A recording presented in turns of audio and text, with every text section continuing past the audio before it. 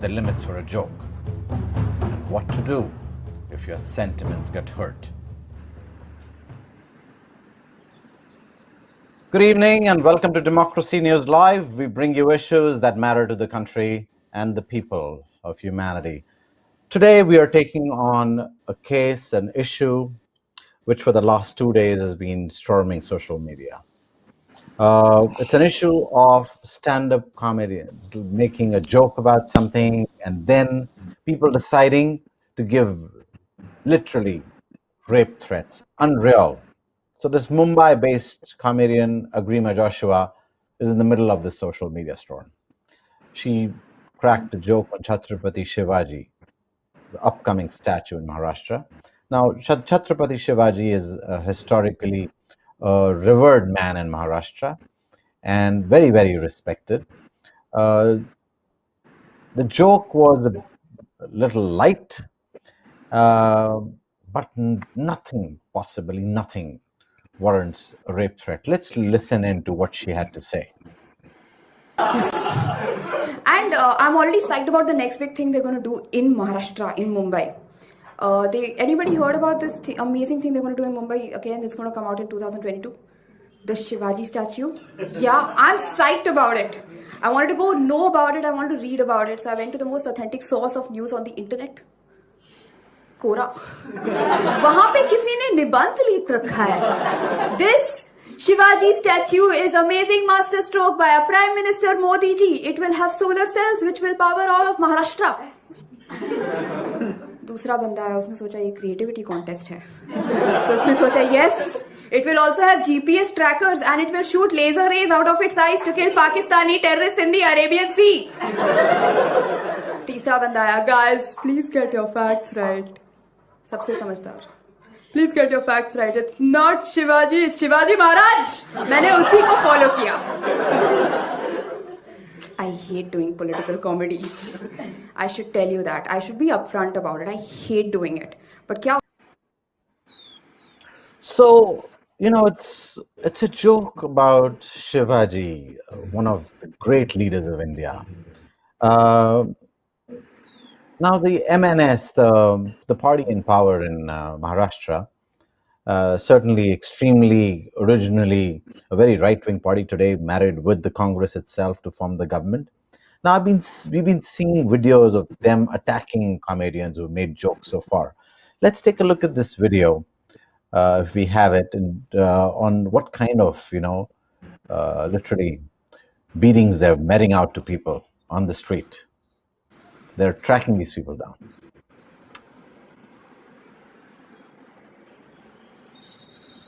Now, if you can listen to me, this comedian is being slapped and they're talking all over the internet. They also have those profiles up.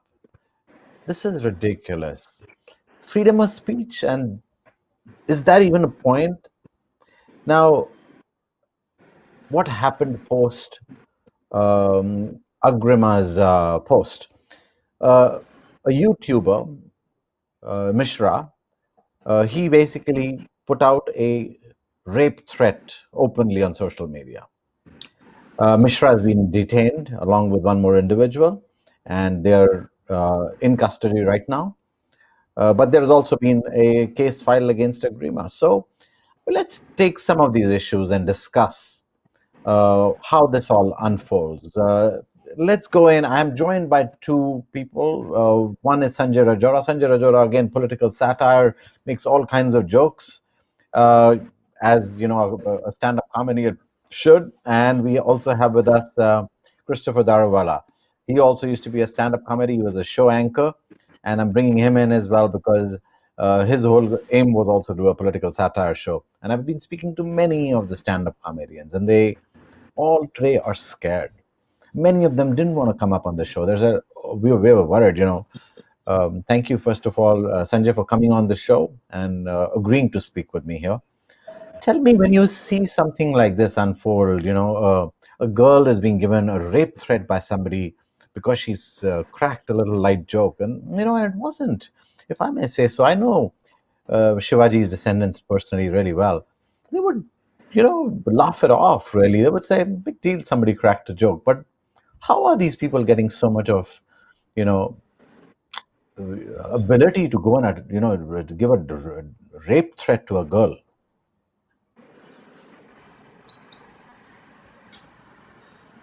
Ignorance, mediocrity, and regressiveness is celebrated, and it is not just now, but it has increased over a period of last few years.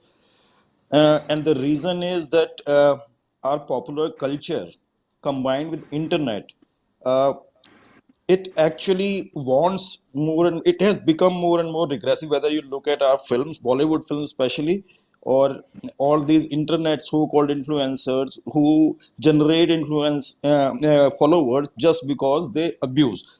And all Bollywood culture is full of misogyny, and it's a mediocre content consumed by a mediocre minded population. And because regressiveness and mediocrity right now is the coolest thing, so that's why this is happening. In fact, the joke that you mentioned is not on Shivaji Maharaj. The joke is on those guys who were writing nonsense on Quora. But the thing is, people who want to take an offense, they don't even understand the joke. If you That's ask right. them what is the date of birth of Shivaji Maharaj, they won't know. Certainly not. So this gets gives them a chance to generate more influence. Like Mishra guy, matlab, I don't understand what useful things he could say on internet to generate so many followers. I don't follow him. I don't know. I only knew him when I got to know about him when this thing came out. But traditionally our society has been the kind of society that is not very kind to people who are funny, because our society is it celebrates the fact that we are a society of respect. And I personally believe that respect should be earned, and it has to come out of the reasons of humanity, empathy, knowledge, intellect, and rationality. But our society wants respect without any of these traits. So we were never too cool or too kind to people who were funny, who used to make jokes, and who used to question the system, who used to question the authorities. They were was never only now, it has gained a certain kind of legitimacy that people can go to somebody's home and beat them and give them threatening make threatening videos, and comment that we will rape you in a ghastly way, whatever that idiot said. So, And the thing is that the so government and police has to Sanjay, be. I'm gonna interject you there. So, there Yeah, is a trend that people are able to threaten today, and they know they can get away. So we've seen people shooting at people. We saw yeah. recently in a protest in Delhi, a man stood in the middle of the road with a gun in his hand. We Hmm. also saw another person who was described to be anti-national being shot Hmm. at. Yeah, Uh, so there is a whole trend. These criminals think they can get away, and that's why they're being able to do this. I remember even at at a protest here, some individuals entered a university and beat up young students. They yeah, haven't been arrested so far. So yeah. I think the system at some level is letting them get away with it because it falls under. Christopher, let me bring you in here. Tell me, when you see all this, do you feel glad that you didn't start your stand-up comedy show enough? Well, to tell you the truth, I do both stand-up comedy and I do serious theater. And in my serious theater, I also and the reason why I sort of went away from stand-up comedy is that the level to which it was going, and I'm not taking this incident now, but I'm just talking in general. The level to which it was going was was somewhere where I didn't want to be, because at the end of the day, you can't humiliate people to get your fun. You can't you keep humiliating people. You keep telling them stuff that is personal, and you expect them. Well, it's bad for them, and it may be funny for an audience, but it's not really setting the right precedent.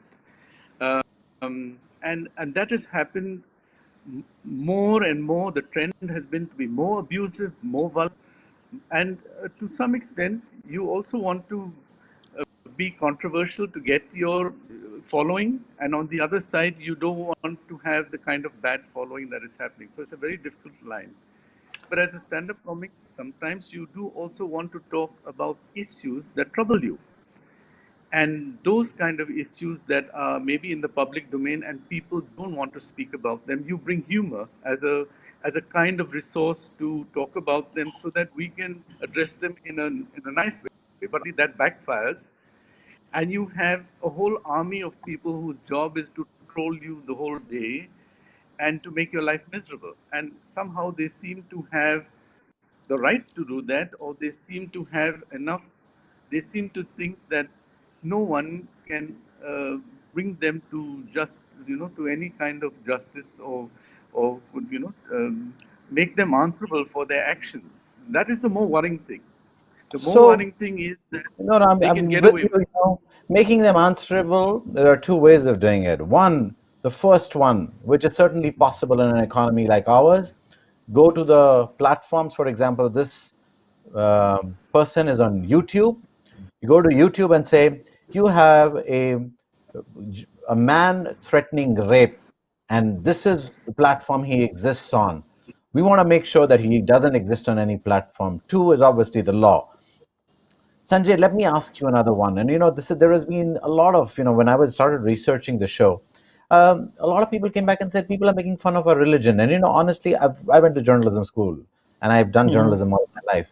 Even in my journalism, when it came down to somebody's religion, it is the most sensitive thing to anybody. It doesn't matter what religion you are. It doesn't matter to me. I'm going to handle that story with the most amount of sensitivity because it's to do with somebody's religion. Now, a political idiot is trying to use religion for leveraging themselves. That's another story. I'm going to go after them. I'm going to pull them down if I have to. But how sensitive do we need to be when we're dealing with religion? And tell me your perspective on it. I want to understand. No, the thing is, so one is religion in general. One is that when you pick a particular religion, one particular religion, and talk nonsense about it because it's a belief system, and like I am an atheist, I may not believe in it, but somebody else is believing in it. It all depends on what you are critiquing. Okay, if you want to talk about beliefs and don't talk about science, because all our lives we have taken advantage of science throughout. Even this talk call that we have accomplished is not because of any chamatkar. It is because of science and technology, right? So if you want to talk about chamatkar and you want to ridicule a chamatkar, you have to talk about science also. Okay, that's my perspective about it. Abusing any religion just for the sake of it doesn't make any sense either. Why would someone want to do it? It's not even funny. No. Like, All if you right. for me, if you expose I like astrology, for example. If you talk about astrology, you have to expose all these astrologers, because they call it science, but it's actually not science. Science itself is something else. Science itself has rejected astrology as a pseudoscience. Now some astrologer or people who follow or believe in astrology might say that my sentiments are hurt. You can't do anything about it. Like, Uh, if people don't right. want to think rationally, if people don't want to examine rationally, then they will keep on doing these kinds of things. And ours is not a Absolutely. rational society. It isn't. And that's one of the biggest jokes I was seeing around the internet today was that let the lockdown open up, and finally then all the, everybody will be out curing your disease. That's when the miracles will happen. But the COVID is happening today. We need science for it. But staying away from, talking about what religion can do and what it can't do, how accepting a society, how far are people willing to go to suppress your freedom of speech? We both can come in one after the other. I'd like to come into this immediately because this is something that was on my mind. Where are we in our tolerance levels today? Just think of it. You can take anything now and you can create a fight over it. It doesn't take much for our tolerance levels to go ballistic. And if you look at India in the last 30 years, 40 years, if you just go back to that period and see the tolerance levels, and if you look at how they're slowly been eroded away, now we have intolerance on nearly everything. Not only religion, on the way you dress, on the way you eat, on the way you can find everything to make comments about. And because of social media and the ease of which you can make comments, it's just gone 100x, ne? Because I can now type in anything and blast it all over social media. And before, when there was not so much social media and so much connectivity, with greater connectivity, we have had the scope to be able to reach 10 million people at one go. Yeah. Whereas 20 years ago, you couldn't do that. And so now everything is becoming exponential. And the reactions to whatever I say are also then becoming exponential. So, and because it's written communication, there is no way that I can clarify and I can help and I can say, no, no, that is not. By the time it's gone out and by the time I've clarified, 100 other fights around that have already happened. And the So we level of are, decency in handling public communication, I understood debating and I understood all of that. We've all gone through years and years of, university debating. But the level to what it's fallen to is ridiculous. And some of these people come from top schools of the world. I cannot even believe some of the top universities of the world have produced this absolutely pathetic lot of journalists. And then, as a result, the rest of the population then emulates them. They look at it and say, here is this idiot on TV screaming, makes 40 lakhs a month. Why the hell can't I do the same? Right? Or 50 lakhs or whatever their salaries are.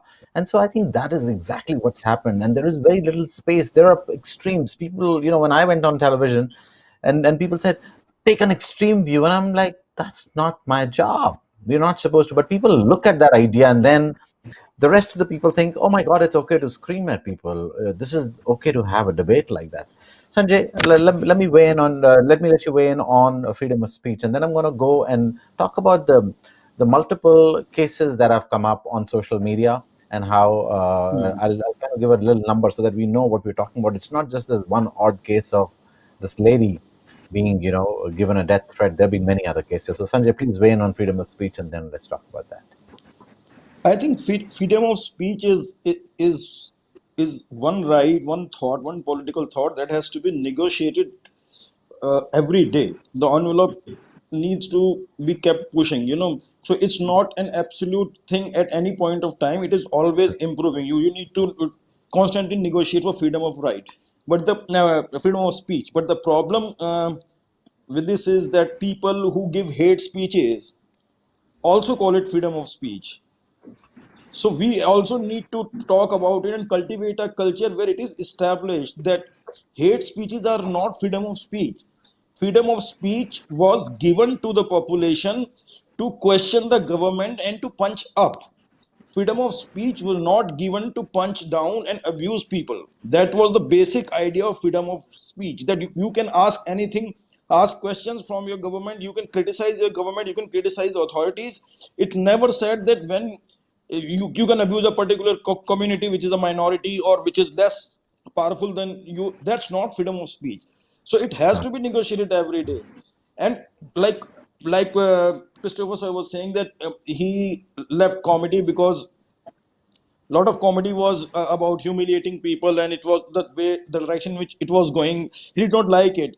I kind of agree with him, and but that is not freedom of speech. When you are punching down, when you are punching up, that is freedom of speech. If you are humiliating a community, What a good point. that is It's an powerless. outstanding point, Sanjay. It's So an that's what I outstanding think point. about it. So It's an outstanding point. Punching up is what freedom of speech is, because you are powerless otherwise. So there is no other way, but you have to be able to have freedom of speech to punch up. But punching down is extremely low. If you have to punch yeah. down, then you are pretty low to start with. I'm going to bring up some of the cases that came up. I'm going to talk a bit about all of these other cases as well, because this one is not the only case. For example, let's look at the case of Kenny Sebastian. He was caught on a Twitter scandal over screenshots of obscene comments allegedly made from his profile. It started making the rounds in social media. He added that the screenshots in which he appears to be abusing people are manipulated. Apparently, it is because he reported one of the people who had attacked him for his religion. Because of this, he faced trolling, death threats on social media. Now let's look at the other one. Kunal Kamra dropped an 11-minute long video roasting the YouTube star in an animated version of himself. In the clip, he had taken a series of pot shots by comparing Minati's use of vocabulary to a traffic jam and calling him the antonym of intellectual. Because of this, Kamra was heavily trolled, abused on social media, many threats given. For reference, Carrie Minati is someone who gained his fame used vulgar language for in content. So there was tremendous vulgar language on content there. Then let's look at the comedian that ended up managing, ruffling the feathers of patriarchy after her comedy special on Netflix. Her joke about men and early ejaculation led her to social media bashing and trolling. Uh, a lot of people called her fake feminist. Then there's another one where the photo of Narendra Modi lookalike was doing the rounds of social media. And while everyone was making fun of it, they also put out a tweet with the photo of the doppelganger and that of Modi with a Snapchat dog filter. This led to AIB deleting the post. So there are a tremendous amount of these complaints, and there are a tremendous amount of trolling and the attacks that happen. In fact, a lot of political parties have, literally companies hired for doing this trolling. Sometimes when I tweet, I've seen the tweets which are abusive don't have photos on them. They're not real people. That they're hired guns. And I always tell people, if you see people abusing or people, misusing social media, please report them, whoever they may be, and make sure you block such people so that they don't have a right. So while these are small social media issues, but now this time we're talking about a death threat, rape threats, and a lot of these journalists also get it constantly. How do we tackle it? Where is the scope left? Who's responsible? Sanjay, why don't you come in on this? Who do you think is responsible for letting this happen? I think we elect a government, and the government, puts out an administration for what? Why do we elect a government? Why do we vote? Because I personally think that government is there to serve the people. But in our country, it is actually people who are serving the government and justifying every blunder that the government does.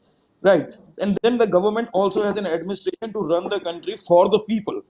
So the blame lies entirely on them, because there is no administrative action that can make people like this comic जिसके साथ अभी ये सब हुआ, and people like others to who feel safe and who can feel that our rights are protected and nobody can be violent and abusive towards us.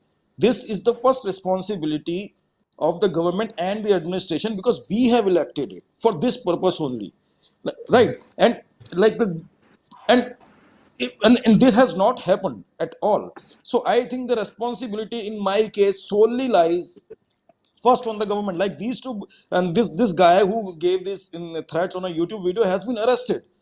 That's Yes, an action that has been taken by the administration. If this action happens every single time, that these guys will stop. Because this guy, when absolutely. initially when he made the video, he was barking like a dog and going on and on, and next day when he was about to be arrested, he became a biggie billy Absolute immediately. mouse. Absolute mouse. And I think that's one of the things we have to remember. We, as a population, need to stand together when we have to fight this. Closing thoughts, Christopher, on have you been trolled ever, first of all?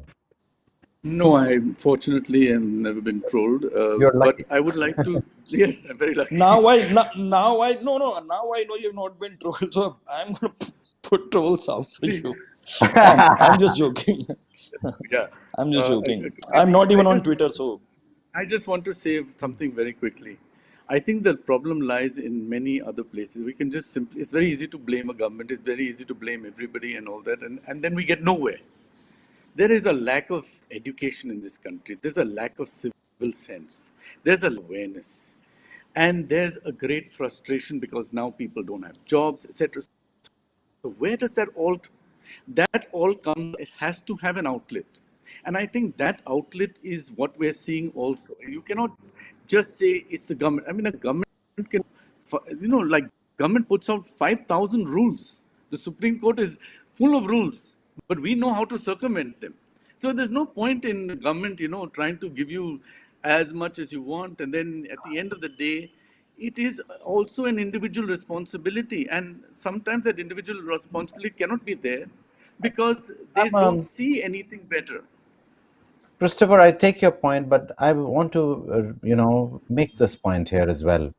People will overstep and take such actions in their own hand, threatening to rape a woman, the lowest somebody could get. That man never needs to come out of jail, from my perspective.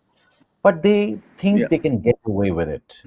He, as a person, as I'm sure, son of a mother and, a family guy, would have thought he can threaten to rape a woman and get away with it. He at least had that inkling. Also, because we saw MNS people ransack that man's house and beat him up, right? So people think they can get away. Those people need to be arrested as well, apart from this guy. So I think while government may not be responsible for everything, the government must take responsibility. The government must make sure law and order is Yeah. maintained and people are taken to book and they're put in jail and they don't come out for a while. That man was who was shooting that the JNU student politician was out on bail. Why was he out on bail? He shot the guy, and the woman who was protesting was in jail for sitting for 2 months. What ridiculous law and justice system is that? So I think people And get away with it. the guy who shot got a ticket from a political party and fought an election. Look at that. And, literally, so I think the government is certainly responsible. There is no way, we as people need to understand that we must have civility and we must obviously, become part of a system. But if the government begins backing goons, then we have to fight it. And we as civil society will have to continue fighting it. Sanjay, closing statements, and then I'm going to close the show. I personally think that the action that has been taken by the Gujarat police against this guy will go a long way in, uh, instilling in these people's mind that there is still a law that they cannot break, they cannot cross a line, and they cannot threaten a woman with such words. It cannot be done. They can be taken to a task for this. For me, it was a very positive sign, and in these dark times actions like these are actually, they boost your morale. And then there was another guy who made a similar video about the same woman, saying about even more dirtier things. Even he was arrested by Maharashtra police, Mumbai police cyber cell, or Maharashtra police, I don't exactly remember. So these actions are really heartening, and hopefully in future, I mean, we'll become more tolerant. I don't know how, but we'll become more tolerant and we'll learn to accept each other's whims and fancies like we used to. That's my only hope. All right, in closing thoughts, I think the idea is that we will have to create a system. We, together as civil society, have to stand up and make sure we have space to speak. But at the same time, it's not about insulting religion. Absolutely not. It's not about insulting people. It's about issue based. You can joke about things, but you don't go out and slam in a lowly manner somebody, or insult a religion. That's not done. So I think there has to be space for comedy, there has to be space for satire. And if there isn't space for satire and comedy, I think we're looking at a very sad world. Thank you both for joining me for the show. I appreciate you guys. There were You're a lot of welcome. people who weren't willing to join because they were scared, but I'm glad you both did. Thank you. Thank you. Thank you.